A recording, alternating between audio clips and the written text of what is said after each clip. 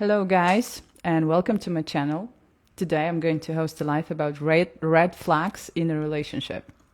My name is Kristina Diltsova. I'm a clinical psychologist, sexologist, hypnotherapist, and psychosomatic specialist. So today I'm going to dive into the subject of is it actually good to have red flags, or is it actually a failure theory? So for me personally, the theory about relationship red flags is a big failure. And let me tell you why. Let's start from the positive thing. What is good in a red flags theory? The first good thing is that, well, the idea of having red flags in a relationship would be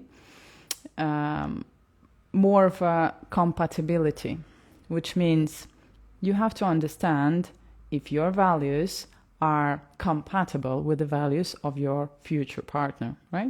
So, for example, religion, like you are of a different religion or you're non-religious at all, and your partner is religious and wants you to be a part of his religion.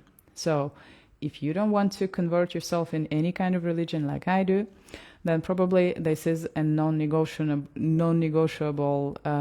non-compatibility, right? Or your partner is a vegan and you're a carnivore, so and he's like literally vomiting from seeing meat or hearing the smell of meat, so of course you will not be able to cook together, I mean, you can invent things, but in the end, you're not able to go to steak houses together. You're not able to cook together. And this could be a non-negotiable for you. I know people who are changing their eating habits, but I would not advise you to sacrifice yourself and become a vegan just because your partner is, because in the end, eventually it can happen that you'll be like, I actually sacrifice things for you, but you are not sacrificing anything for me. What the fuck? No one asks you to sacrifice things in a relationship. No one does that, okay? No people pleasing, all right? So why I think that the relationship red flag theory is a big failure. Look, me myself, I've been dating, I've been in a relationship, I'm actually divorced, I've been in marriage. So I actually have a big list of red flags. And of course, as a psychologist, as a hypnotherapist, I can literally read a person in 5 minutes after we met. And normally people who meet me, they start to talk about their issues in the very first minute. Like last date I had, the guy talked about his mom, we met, literally we said hi, and he talked about his mom in the first minute of our communication. And he communicated the issue his parents are divorced and his father was a douche and things like that, it happened literally the first minute of the conversation. So I have a big list of red flags myself, and I understood recently, for example, as a psychologist, I must say that I'm always asking people if they are aware about emotional intelligence and if they're able to communicate on that level, or if they actually know that language, because this is like a language, you have to know some specific words, some scripts, some phrases. So whenever I ask people if they have emotional intelligence, most of them say yes, but then I ask if you've ever been to therapy, and most of them say no. So for me, it's very strange, and I actually made a podcast about that on my YouTube channel. Follow my YouTube channel. There are some podcasts there. You can find the link in my bio here.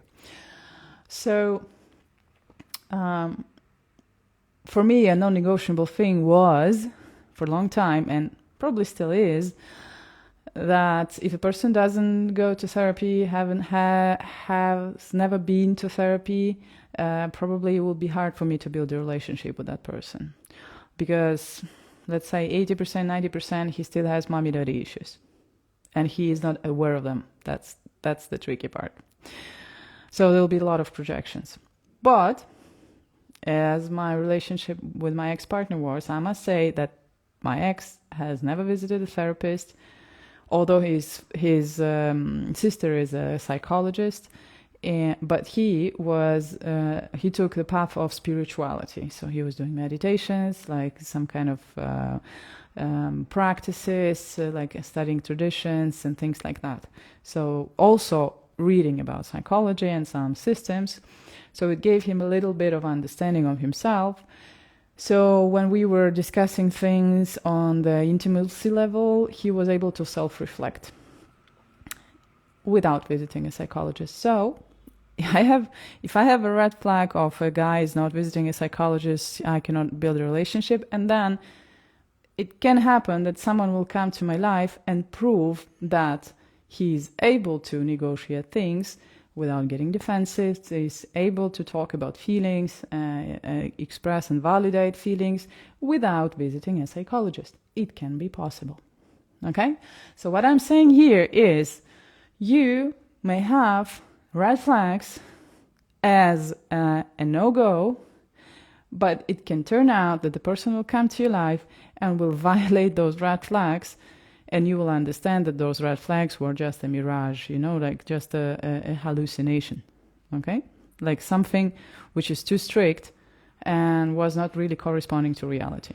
That's one thing. Second thing, as I'm saying, I have a big list, right, of red flags and how they actually appear. They appear from the past experience, like you're experiencing some bad behavior, some unfair behavior towards yourself, starting from your childhood, going to your relationship, your past relationships, your exes and things, and you just put all the things in that list.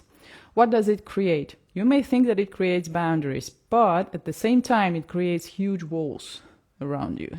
So what is happening in real, you're just closing your heart to new experiences because you've been hurt before.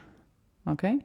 So you're afraid to become vulnerable because love is about being vulnerable, and it takes courage to become vulnerable. So you better protect yourself, just build walls like that. You just close your heart and you keep it like here. I'm not giving it to anyone. This is what happens when you build a lot of red flags. So if you want to do it, do it. But I advise you to visit your therapist and recover from those hurtful relationships and from those childhood traumas. Be aware of them. And once you enter a new relationship, be more open, be more direct, and build it on a new level of love communication. Let's put it this way. So also, why I think the relationship red flags is a failure. Because instead of going into new experiences and just experience things the way they are, because there is no guarantee in relationship. There is no guarantee you'll be together till you both die. There is no guarantee that you'll be together for like 40 years. There is no guarantee that nothing will change tomorrow. There is no guarantee that tomorrow you will wake up, or he or she will wake up, or they will wake up and they'll think, something has changed here. I think I don't love her or him or them anymore. I mean, anything can happen. This is life, Of course, we all want some more validation, some more consistency, some more commitment, of course, and we all work on that. I mean, if you if you watch this video, you're interested in it. You are interested in working on it. But I must say that life itself is different, Like you never know. There is no 100% guarantee that someone is not a hidden psychopath, There is no guarantee. So the question to you is, do you want to fall in love? Do you want to live a beautiful life full of that energy, which is expanding you, which is making you creative, which is bringing the best out of you, and also bringing some other things out of you, which you normally experience in a loving relationship. And we call them traumas. All of the traumas you've experienced as a child, and you may worked in therapy or you haven't, will pop up. They say a loving relationship is the best spiritual growth. Why? Because you bring out all of the things. They just pop out of you. Sometimes you're like, what the fuck? There's so much. I thought I worked them out. I've been meditating for years. But then your mirror comes.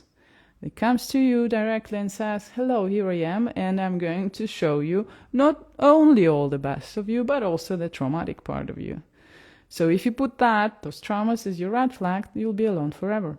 It's up to you to decide. No, nowadays we don't need a relationship anymore. We just want it.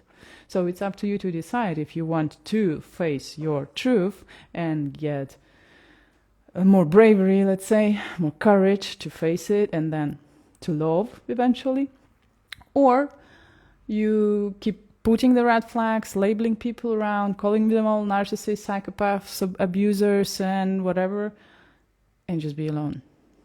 So comment down what is your choice. And see you in my next podcast.